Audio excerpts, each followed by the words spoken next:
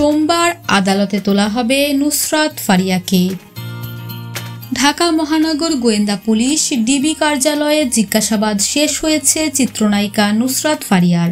সোমবার তাকে আদালতে তোলা হবে। সংবাদ মাধ্যমে এ তথ্য নিশ্চিত করেন ঢাকা মহানগর পুলিশের উপকমিশনার মোহাম্মদ তালেবুর রহমান।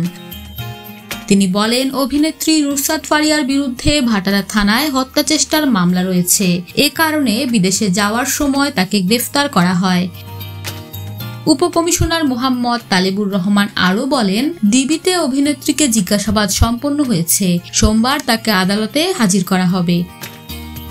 রবিবার হযরত শাহজালাল আন্তর্জাতিক বিমানবন্দর থেকে বাংলাদেশ বিমানের একটি ফ্লাইটে থাইল্যান্ড যাচ্ছিলেন অভিনেত্রী ফারিয়া, কিন্তু তার বিদেশ যাত্রা আটকে দিয়ে ইমিগ্রেশন পুলিশ তাকে আটক করে। 2024 সালের বৈষম্য বিরোধী আন্দোলন চলাকালীন রাজধানীর ভাটারা থানাধীন এলাকায় হওয়া এক হত্যাচেষ্টা মামলায় আসামি অভিনেত্রী ফারিয়া।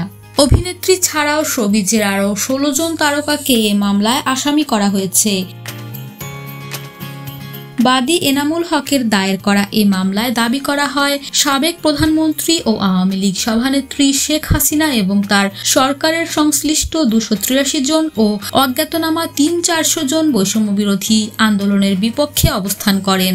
শুধু তাই নয়, আওয়ামী লীগের অর্থ যোগানদাতা হিসেবে কাজ করেছিলেন অভিযুক্তরা।